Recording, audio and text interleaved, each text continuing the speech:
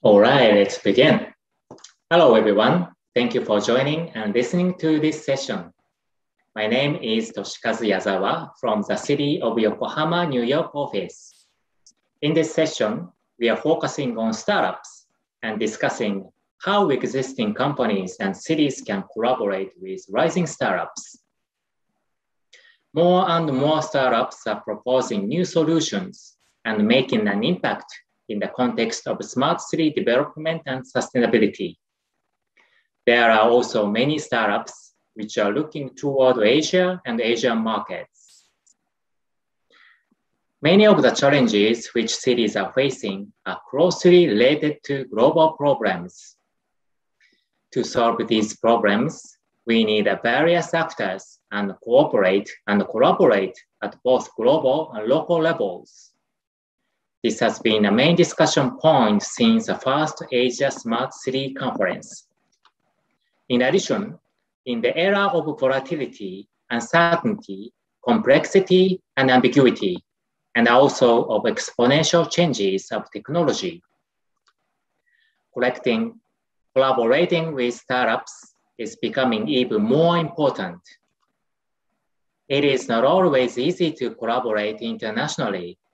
There are many hurdles, such as language barriers, cultural and structural differences, and a lack of know-how for collaboration. We know that many companies are interested in collaborating with international startups and collecting information. At the same time, there are distances between gathering information and taking actions. It is also not easy even for large companies to create a collaborative project. But did you know that there are already many ambitious initiatives being coordinated by venture capitals, accelerators, non-profit organizations, and governments all over the world that are committing to overcome those issues? Today, our panel of excellent speakers who support collaboration between startups, companies, and cities will be discussing how companies and cities can collaborate with startups internationally for smart city development and sustainability. This session is hosted by the City of Yokohama overseas offices, and we would like to connect international startups with Yokohama and our global partners in Asia and contribute to sustainable growth in the world. I hope you enjoy the discussion and come away from it with new insights from our speakers. Please feel free to contact us if you are interested in collaboration with any of the speakers today. Now we will move on to the next program, the keynote speech by Mr. Pasakon Chairat, Deputy Director General at the Department of Industrial Promotion of Thailand. Ladies and gentlemen, I am delighted to deliver this keynote address for the 10th Annual Asia Smart City Conference today under the topic of how connecting with startups will advance your smart cities and sustainability. Nowadays, startup appears to be one of the key potential factors to drive economic growth and to drive the advance of smart city and sustainability. Accordingly, the Thai government is providing extensive assistance to startup business, and the Department of Industrial Promotion is one of the main organizations to promote startup business that focus on the deep technology such as mobile technologies, IoT, biometrics, and AI, etc. As far as we experience, most of the startups are facing the obstacle, which I may say that they are lack of the opportunities, such as the opportunity to financial resources, the opportunity to collaborate with the industries, and the opportunities to access to the market. Therefore, Our main task is to provide them opportunities. We collaborate with the big firms to provide funds for the startup that in the early stage, which is we call angel fund. And for the startup in the growth stage, we collaborate with the financial institution, industrial associations, big firms to organize the event so-called Startup Connect, to provide the startup the opportunity to the financial funding, the joint venture, and the market. We are also collaborate with the Japanese government by the Ministry of Economic, Trade and Industry to run the project called Open Innovation Columbus, which aim to scout the potential startup, which is not only Thai startup, but also Japanese startup and international startup, to provide them opportunity and invest in Thailand. As a result, allow me to introduce you the success case of our startup and how they advance to your smart city and sustainability. First company that I would like to introduce is the TIE Smart Solution Company Limited. This company uses AI, IoT, and big data platform to diagnose the waste problem of the building and report via the line application. And also they do the intelligent control system named the TICON, which is the plug-in system that they can convert the building control system to a smart control system. And now there are more than 70 buildings in Thailand that using this company service. And the other one which I would like to introduce is the company so-called the Obodroid Corporation Company Limited. This company invent security robot with AI technology that used for the patrol. It takes photo of the surroundings area and send back to the command center. It also memorizes the people faces and alert the security unit when facing an unusual incident. This robot has already introduced to the market. To closing this speech, I would like to use this opportunity to thank to the Yokohama City for the good collaboration with Thai Industrial Estate Company Amata for the concept of the smart city in Thailand. And even more, I would like to thank Yokohama City for the consideration and discussion to our office to promote the industrial collaboration between Yokohama and Thailand. And I do hope that we will conclude the memorandum of understanding in the near future.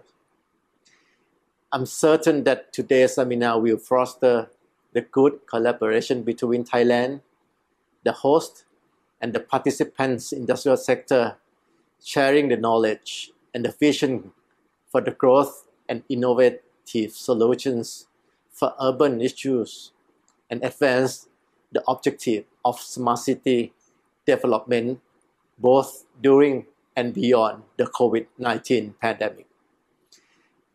And I hope that this international conference achieves all of its objectives. And I truthfully wish that the COVID-19 pandemic will be soon resolved so that we all can return to our normal life and once again conjointly contribute to the economy. Thank you very much. Arigatou gozaimashita.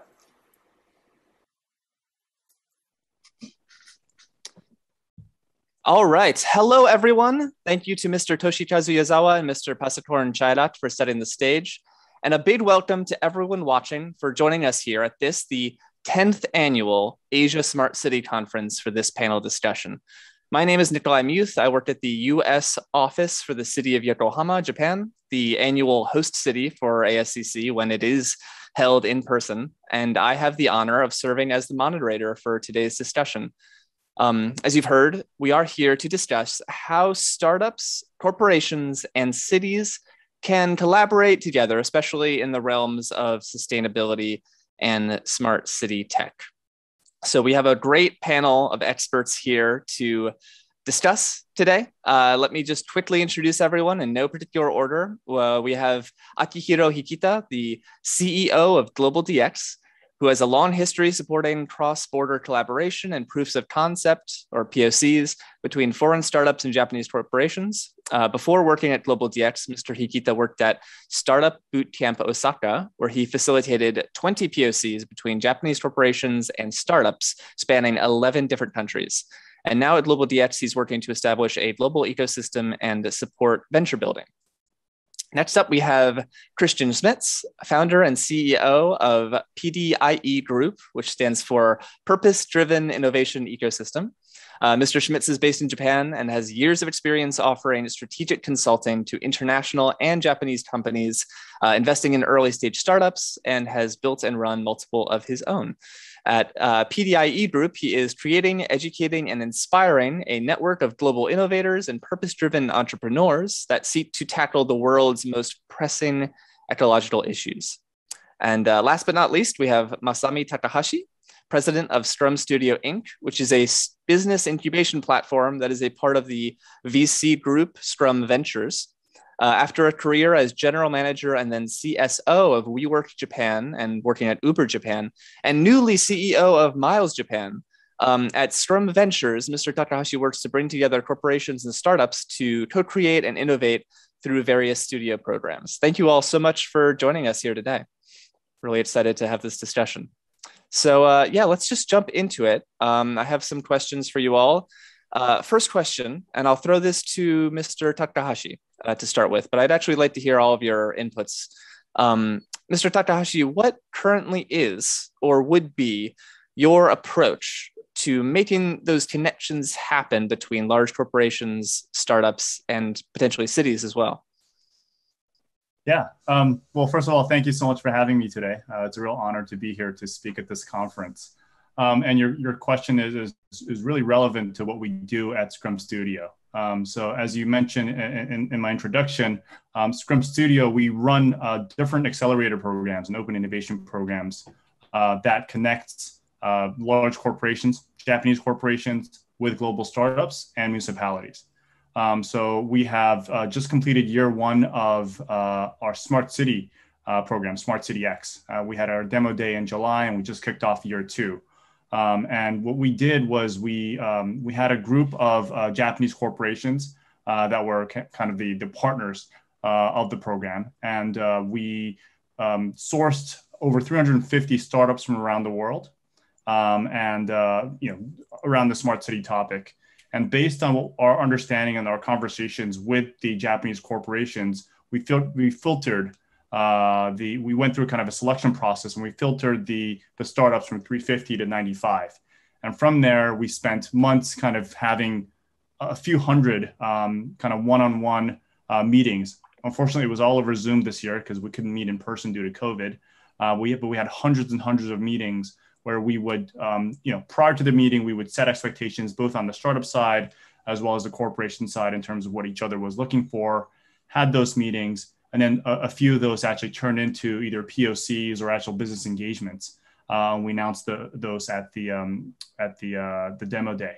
I think what's interesting about the program that we run and how we ended year one was that there was a lot of collaboration, not just between large corporations and startups, but we had very active engagements with municipalities. For example, Mie Prefecture participated in a POC that was run by a large gas station chain called Idemitsu. They have over 5,000 service stations in Japan, and also a startup called SmartScan that offers MRI-related services. So it was a collaboration between startup, large corporation, and municipality. We had other examples where it was purely between large company and large company.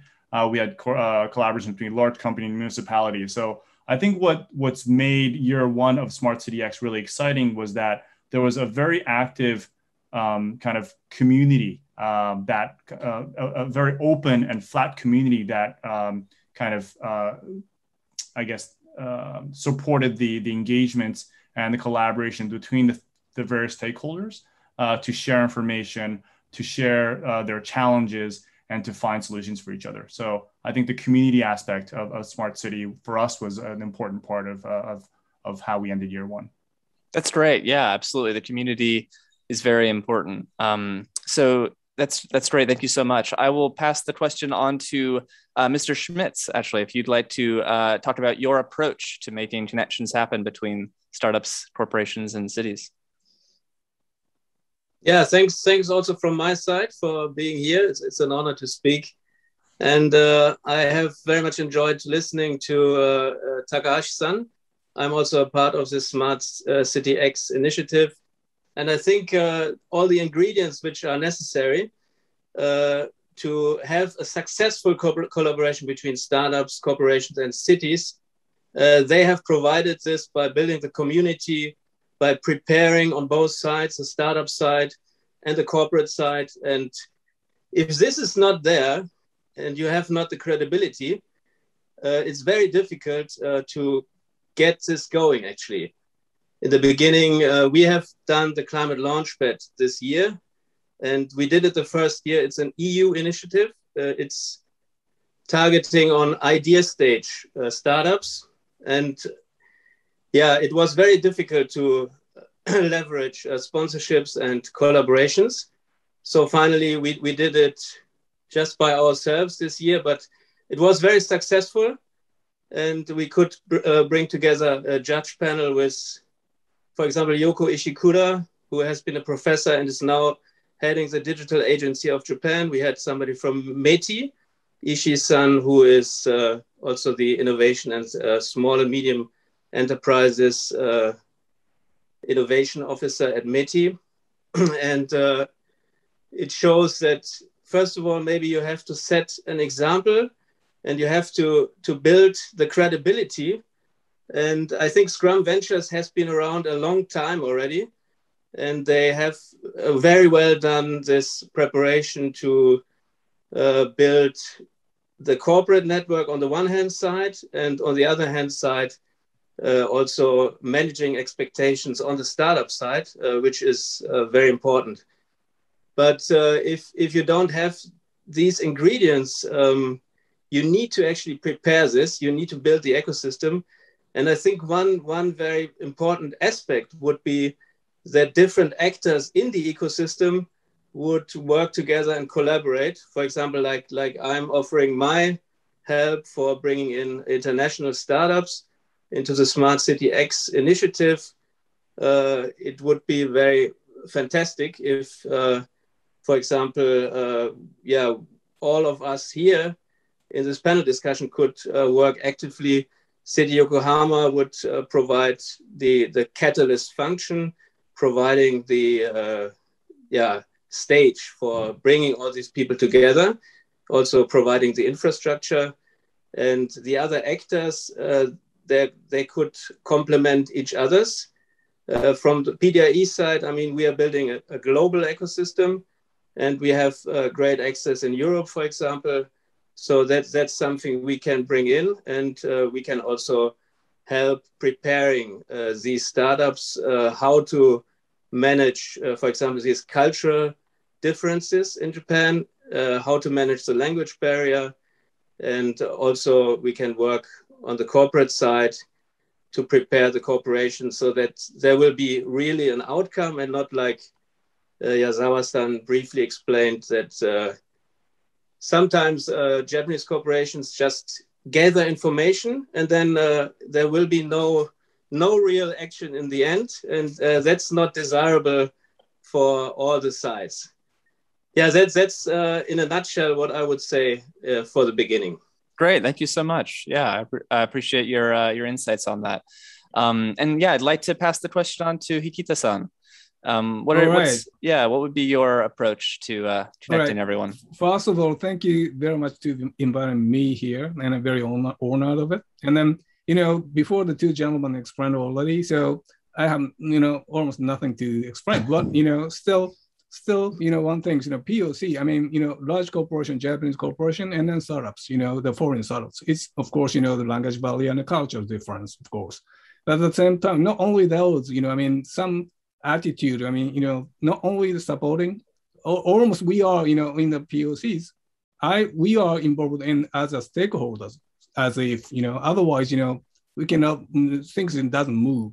So, Japanese need more than the language, more than the culture, right? Pushing them a bit, from backside. And also the startup, point of view, we have to explain what the culture background and what the decision-making process, all those details, not only, three parties together, including us, maybe one by one, with the startups and with the corporation, we have to explain using different opportunity and the meetings, we have to explain. So POC is very important. That's what we thought. That's why we established our own company, from the, startup, smart city program.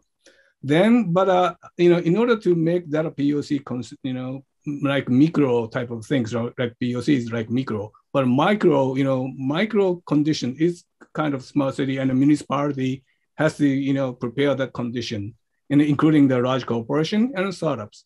And I think, municipality, has prepare some incentive. If they set some theme, big impact on the society. And then if that, the large corporation and the startups can create some, set some, objective, like, goals. Municipality maybe prepare some grant, for example, and then, push them or and then give them the incentive. That's what I'm, thinking the best way to.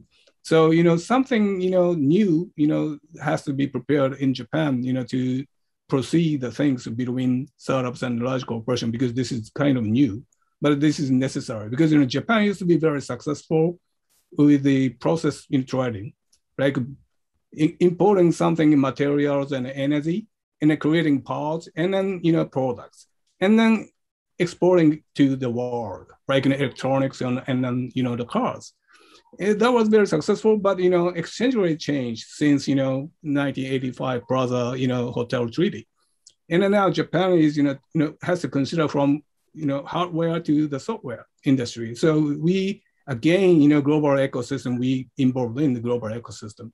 And then in Japan, we have to add some value on the software industry, So to make it possible, like POC is very important. That's what I think. So, how we, like hands-on service and then how to help them, from both sides, like corporation, very, complicated decision-making process from large corporation side. And then startup side, and then corporation side is very, complicated. And then startup side is, bit difficult to understand the Japanese culture.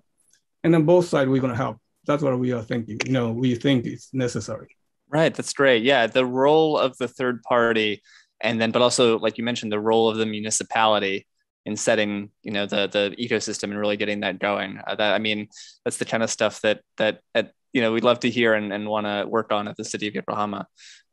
So actually, you, Mr. Hikita and Mr. Schmitz, you both mentioned like some of the difficulties, like language barrier that come up, and I'd like to dig a little bit deeper into that.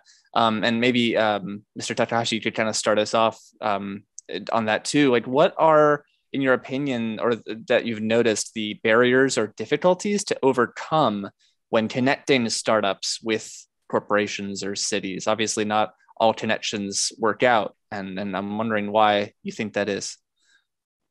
Should I kick it off? Yeah, please. Okay. Yeah, I think Christian, Hida-san both alluded to some of these points. So I think there's obviously a communication / language challenge depending on who's involved, and that's it's given, right? It's a cross-border collaboration opportunity. So I think that's to arise, and I think that's where a third party, like you mentioned, Nikolai, could really step in and kind of lay the groundwork there. I think the thing that is sometimes challenging is really beyond the communication is the expectation setting.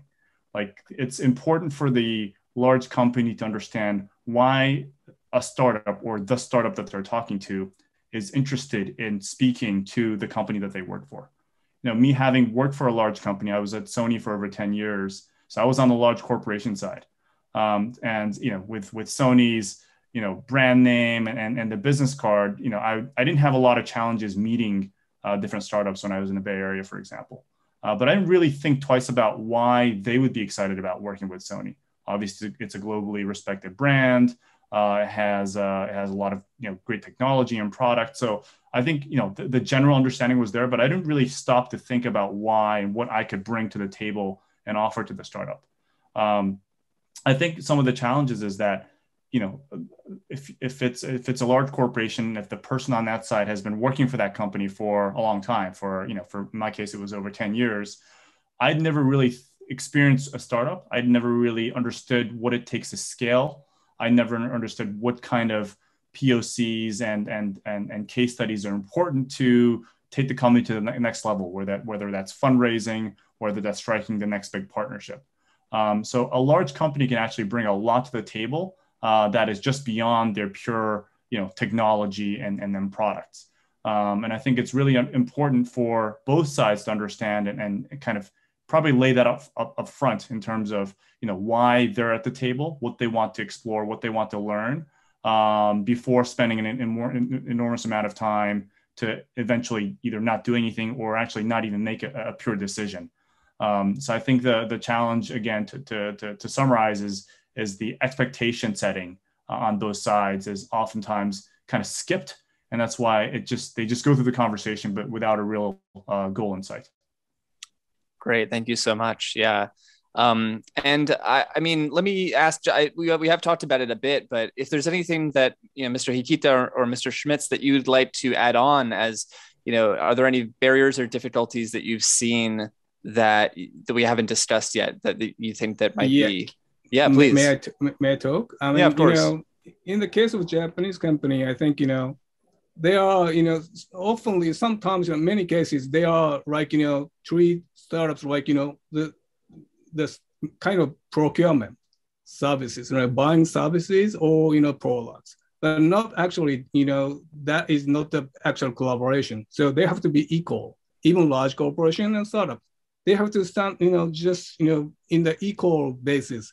That's, first of all, large corporation get used to buying something from small companies. Their attitude has to be, changed at the beginning. At the same time, large corporation join the program with some budget. That's what I think. They are just, joining the program, but, nothing will happen because they are not very serious. So they don't have to spend the money, of course, at the end if they don't like it. But, they have to prepare some budget, which means they have to be serious about the next stage, even after POC. So we are recommending startups, the both sides, but, the large corporation, prepare the budget for us, and then send on the pitch to play the games, not sit on the seats for the audience. That's what we are asking, large corporations. So both sides has to be, the change, but especially Japanese large corporation has to change their mind a little bit. Otherwise, good collaboration might not be happening. Right, that's a good point, and I think that probably that's the case for Japanese corporations, but also large corporations around the world. They have to change and really have the right mindset going into it. Yeah. And Mr. Schmitz, if there's anything you'd like to add, feel free. But I'm also happy to lob you another question. I got one waiting. No, I just wanted to add to Hikita-san's argument. I have been included in the Open Innovation Task Force at the Cabinet Office 2 years ago. And another 2 years ago in 2017, we could see that a lot of these large Japanese corporations, they started to have their kind of innovation department or open innovation department. They were looking mainly towards Silicon Valley and Israel, and they were trying to scout interesting startups which would fit to their main business. But some striking thing in this Open Innovation Task Force was that this Open Innovation Department in the large corporation, it was called Dejima. And Dejima, is a detached kind of innovation island. And it's not really related to the rest of the business. And even if they want to do something with a startup, within the corporation, they might face some challenges and some hurdles to really integrate the startup idea. So it's more and more important that because we can, like Hikita-san also said in the beginning, that the strength of innovation in Japanese corporations came more from the manufacturing side, and this age is over. We are shifting to the digital age now, and we need a different type of innovation. And it would actually be very good for Japanese corporations to look outside and to have more convincing arguments to look for the right startups. But I think also that this needs to be very well prepared. So it doesn't help if you come with a dozen startups and they don't really fit to this corporation. So there needs to be already a kind of a fit, and there needs to be a readiness from the startup on the one hand side, and also from the corporation on the other hand side. And I mean, apart from cultural language barriers, there are also other barriers, especially in open innovation. If it's research and development oriented, there could be the possibility that a large corporation can assist with R&D activities, but then you have to have a very clear agreement on the intellectual property as well.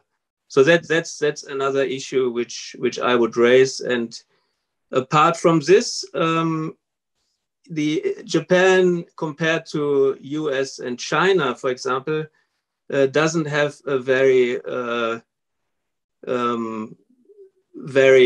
vital venture capital ecosystem. So investment is also one very important ingredient, and the investment can come from a corporation, but it could also come from a third party, which would then help to further accelerate the integration.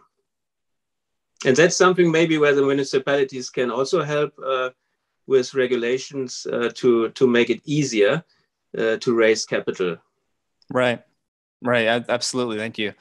So we've talked a lot about the difficulties, and we have touched on some ways to get around those. But I'd like to ask, for example, I'll go to you, Mr. Takahashi, again. You know, through Scrum Studio and I think like Smart City X, you end up working with a lot of startups to facilitate these connections. And are there any sort of important tips that you would end up giving to a lot of the startups that you worked with, or large cities or corporates? Or does the approach sort of vary depending on the situation, do you think? You know, I think generally speaking, it's important to make sure that the startup understands. Again, I talked about expectation setting earlier, but you know, at Scrum Studio, we're in constant dialogue and communication with the large companies, the companies that participate in your studio. So we understand from the various conversations what kind of challenges they're facing, what they want to overcome, what they're looking for. So it's really important for the startup to come in with something that's a little bit tailored to the large company, not a generic pitch of this is who we are. And this goes back to my experiences at Uber and at WeWork, for example, as well, where, you know, in a sense, we were a startup in Japan because we started from nothing. We're a very small team initially. So they're all intrigued by the technology of the startup, but they're also are saying, you know, can you bring us some ideas? Like, how can we work with you? And so I think they're open to exploring, but I think it's in many cases, it's really up to the startup, you know, how, you know, what kind of pitch they can actually bring to the table in terms of something concrete to work on together. I think if they have that, I guess the dating process, if you may call it, it just becomes a little bit shorter and more efficient. Whereas if it's a generic pitch of, you know, here's where you are, and there's like an introduction on both sides, it doesn't go a long way. Even if the pitch is off, if the large company is able to provide feedback, hey, like we understand that you talked about this earlier, but you know, this is what we're looking for, or we've done this previously. Can you help us on this element? And I think the conversation just gets going a little bit more smoothly. So I think the focus of the presentation and the pitch that you bring to the large company will determine the course of the following conversations beyond that. That's very actionable advice. Thank you. And Hikita-san, if you have anything to add to that, I mean, I know that Global DX also facilitates a lot of POCs between foreign startups and large corporations. Is there anything like problem points that you see with a lot of startups? Lots of problems. But like especially Christiansen said Dejima, especially in the case of Japanese large corporation, if they join the program, there's something like Dejima just joined, not whole company, because they are too large. And then the people in Dejima is just isolated. So now we are Global DX is try to contact with the middle. I mean, not small, but a middle large size of corporation, because we can reach to the decision makers easier. And otherwise, the result of it, like innovation or tangible result cannot be delivered. So if the team of innovation is isolated, that's a problem. So the difficulty is the team, the company structure. If large corporation were to do some innovative result working with the foreign startups, for example, they have to consider about structure and stuff. And the very good as a good example, NDA. The large corporation in Japanese corporation, some companies say NDA has to be written in Japanese, for example, and then court jurisdiction has to be in Japan. That's very starting point. But I agree. Some part they keep their rules instead of Japan, but if so, before working with the foreign startups, why don't they don't set up another company, 100% of a subsidiary, for example, and that company can handle English NDA and then some other jurisdiction. Then they contract with the startup, 100% subsidiary. Then that subsidiary talk with the main body. That's kind of the things, but still many of the Japanese large corporations are not ready. That's what I think. And the decision-making process is very, it takes time, too long. Right. That is always an issue. Yeah, is the sort of speed difference, right, between the startups who are very mobile or agile and the larger companies that might have a little bit more, red tape or slower decision-making process. Yeah, definitely something to keep in mind. And naturally, I wanted to ask Mr. Schmitz. So the PDIE group is a nominator, I believe, for the Earthshot Prize, and that is a big global environment prize, the most maybe prestigious in history. It's got a lot of star power, right? It's a prize being offered to the.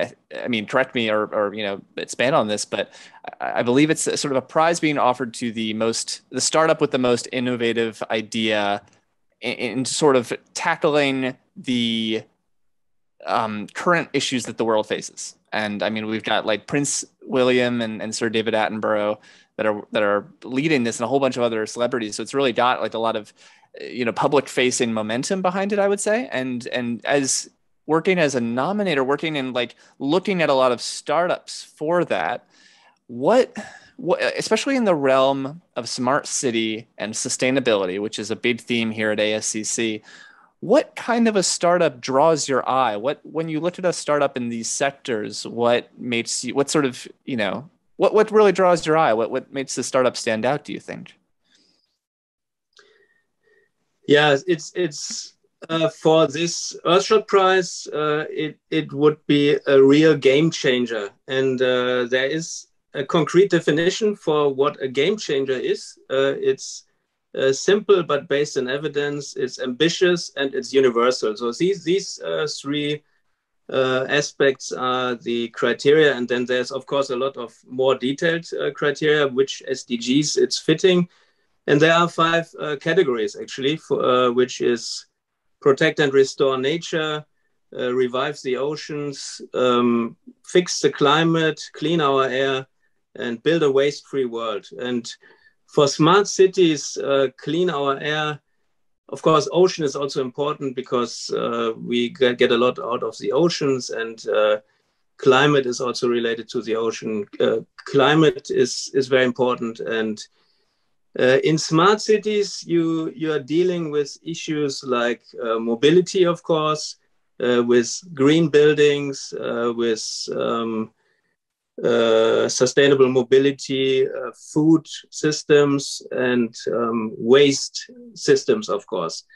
And to find a real game changer, now we have a little bit of an advantage because we are the Earthshot Prize nominator, and people actually come to us and want to be nominated for this. And so we were screening a lot of different initiatives, and it's not only startups. It could be a large corporation. It could be even a government. For the final, which takes place in London on the 17th of October, there is one Japanese startup, which is called Waterbox, actually. And we have found them through the collaboration with CIC, Cambridge Innovation Center. And we organized a joint event where we announced about the Earthshot Prize. And it was in conjunction with the Ministry of Environment in Japan, who had also done for the first time an environmental competition. But the funny thing is, if you watch the video where Prince William actually announces all the finalists, there's only one startup among all these startups who doesn't speak English. So it's the one from Japan. And I think that's something where Japanese startups need to learn, even if they don't have somebody who speaks English and they have a scalable proposition which you can take outside of Japan. You need somebody, and they could hire somebody who would be in charge of international expansion, for example. And in terms of the international startups, of course, we were looking at the uniqueness of what these companies were doing. We have actually nominated 21 solutions, and there are 15 finalists, and 3 of these 15 finalists came from PDIE Group, which is kind of a great success actually for us.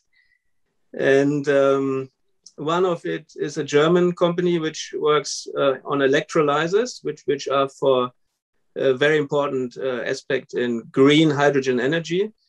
And another one would be NGO, which is for the protection of, they call it pristine seas. So really pristine areas in the oceans. And there's a 30-30 rule for the oceans to protect 30% of the ocean. And they are doing great work in this. That's great. Yeah, and if everything goes well, I would go to London on the 17th of October to attend these ceremonies. That's great. Yeah. I mean, international travel due to COVID can be tricky. So, best of luck with that. And actually, that kind of brings me to something that came up in my mind when we were all talking about the difficulties. Obviously, and Takahashi-san, you sort of brought this up too, but a lot of meetings right now are having to be held over Zoom. And that's something we've all had to sort of adapt to. And I'm curious if any of you has a perspective or something that you've thought about on this. Would you see that as a current barrier to overcome? Is like trying to make these meetings and these connections happen over Zoom? Is that do you think that's a real difficulty, or is that just the connections can happen the same way as if you'd met in person? I think that there are pros and cons of talking over Zoom. I think that the pro is obviously that there's no travel time in between, especially if it's international. It's a day's worth of travel to the other side of the world to meet a company. So I don't think we would be able to host 300 plus meetings in a period of a few months if it was all in person. That said, I think especially as we're trying to, especially if the community component in a case like our Smart City program is important, it is hard to build a pure community if it's all over Zoom. I must say that is a challenge that hopefully we can overcome in year 2, where we can host more in-person gatherings. Previously, we've run events, for example, around the theme of sports tech.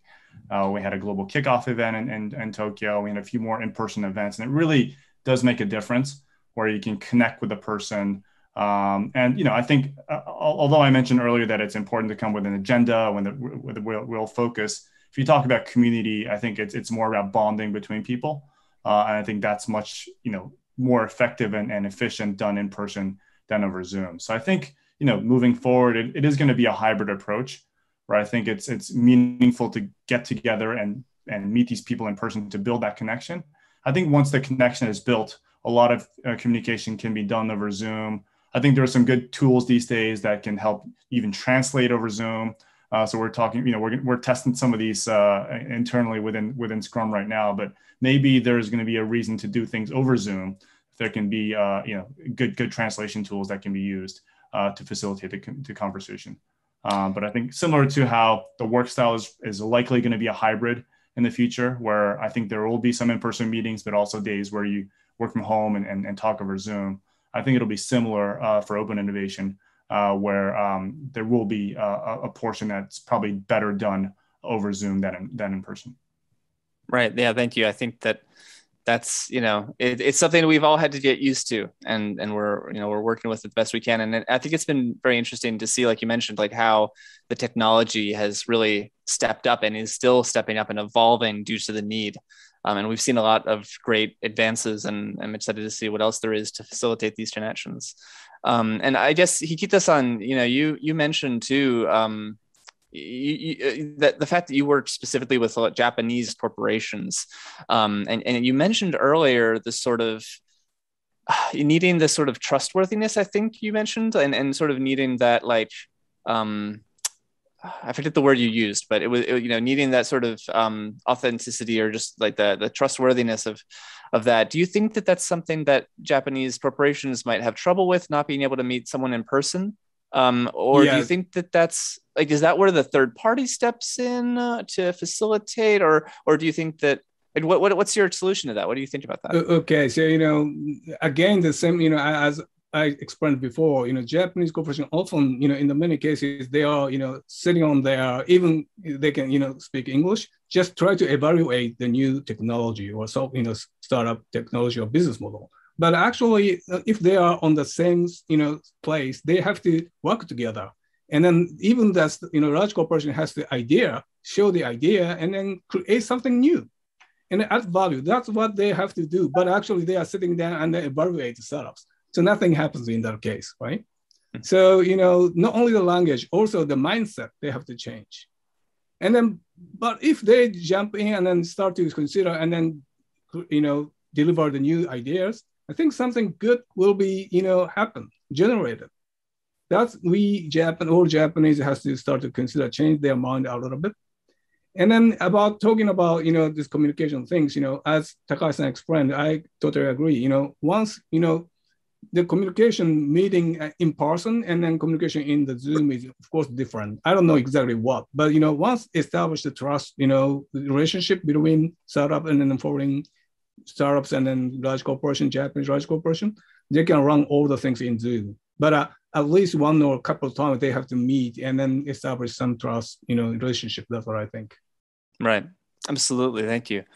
So we're actually running, we're sort of running down on time. So, and in like a minute each, perhaps, or less, but whatever, we'll keep it to a minute. I'd like to ask, what takeaway would you like the audience to come away from this meeting with? What sort of, maybe summarizing your points, or what, what we've all talked about, and what do you think are the things that the audience should really focus on coming out of this discussion? I just will go with Schmitz, please. And actually, another thing to mention too is that we all sort of have a basis in Japan. I think we all have connections to Japan, especially Hikita-san, and those of us that are based in Japan. But when it comes to sort of Asian startups and really just those connections internationally around the whole world, that's something I'd like to sort of bring in too, if you have any last thoughts about that. I'll go to Christian first, if you have any sort of last thoughts. Okay, so dealing from the perspective of somebody building a global ecosystem, I'm dealing a lot with people outside Japan, but of course I am in Japan, and I'm also dealing with people, corporations, startups, and even municipalities in Japan. And I always see a big gap in how things are moving outside Japan and how things are moving inside Japan. I believe that there is, I call it a sleeping giant. I believe that Japan has a huge potential if Japanese people would be more susceptible and would wake up a little bit and really go into implementation and execution rather than just into an analysis. And in the end, I also wanted to give you a successful example of a collaboration which is related to one of my startups, which is called Rice Exchange. And now we have a holding company called DCX. And this is started with Rice Exchange as a global, fully integrated digital trading system for trading rice internationally. And now we expand to other food and agricultural commodities. And we collaborated with the blockchain department of Fujitsu. And they were actually very interested in working with us because we had already a proof of concept and our platform was already live. And just this year in July, they also invested into our company. So this is a very successful collaboration. And I speak Japanese and I am in Japan. So I think that's a very good example how to do something like this. And I hope that PDIE can facilitate more of these kind of success stories. And we have a couple of these in the pipeline, actually. That's great. And yeah, absolutely. Having someone on the ground to help facilitate and be there and make sure it all goes smoothly is wonderful. Thank you so much. Mr. Hikita, do you have any last thoughts? Yeah, so, in the case of maybe telling again the same similar type of things, but startups, foreign startups, and the Japanese corporation, if they can communicate, if both sides in the same language like English, they can communicate, still some distance, in between. So, for the startups, step in. Don't don't mind if they are a bit rude. So step in more and close the distance. That's for startups. And then Japanese corporation, prepare the budget and then be serious. And then, discuss with the whole, organization beforehand, before joining the program. So both sides has to be step in more. And then if difficult, we are here. So we're going to support you both. Yeah. Great. Thank you. Yeah, I think that's great. And your experiences with Japanese corporations, but I think that advice goes out to large corporations all across Asia and cities as well, too. Yeah, thank you so much. And Mr. Takahashi, do you have any last thoughts? Yeah, I mean, if I look back at what made year one of Smart CDX successful and the success that came out of it, I think it's really driven by the level of energy and commitment from the participants. It's not only the startup side, but it's also the large corporation. It's also the municipalities. When they're committed, when they're serious, when they are their bias for action, things happen. And it's really great. Even if it's a small win, it actually goes a long way for the startup. For example, as you mentioned in my introduction, I'm currently the CEO of Miles in Japan. And Miles is a startup that Scrum Ventures invested in a few years ago. It is scaling in the US, and its first international market is actually Japan. We will have launched the app by the time this is aired. But even before Miles hit the market in Japan, it had a POC completed with JR East and with Io Niseidoa Insurance. It had an investment from Io Niseidoa as well as from Japan Airlines.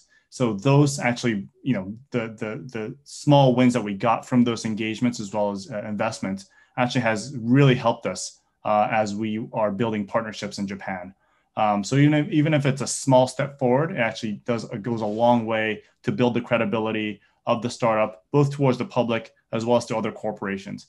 So I think the more commitment you have and the more, the level of the passion and the energy that goes into building that first, even if it's a small step, it actually goes a long way for the startup. So I would really encourage those that want to enter Japan or want to work with a Japanese company to really find the champion in the large company or in the municipality. It's also person dependent as well, and try to make that first step forward, because that's really what changes moves the needle. Yeah, absolutely. That's wonderful advice. Thank you all. Oh yeah, please, Christian, you guys have something to add? If I may add to what Takahashi-san said. Yeah, we got a little bit of time. Yeah, for startups, it might be very interesting to scout some senior advisor who has a kind of a very well respected standing in the Japanese society, and who is or other society around Asia. Yeah, exactly. And that would be a great link. That always helps to actually establish the connection and establish the credibility between the startup and the corporation. Right. Great. Thank you. That's very, a lot of actionable advice. So everyone that's here and listening, I hope you've come away with something that's, that you can kind of go forward and be inspired by in the future. And I'm sorry that we couldn't include audience questions. That's just sort of based on how the setup was, not possible. But if you have any questions, or you'd like to continue the conversation, or you'd like to reach out to our panelists, you can, feel free to, if you'd like, contact us at our website. I'll put my my email on the screen, and feel free to contact us. We can get you in contact with any of our panelists here, and we can continue the conversation. And I hope that this has been an educational experience for all. Thank you all so much, Mr. Takahashi, Mr. Hikita, Mr. Schmitz, for your time today and for talking with us. Thank you very much for having much. us. Great, thank you so much. Thank you for joining this session. We hope you have a great rest of your day.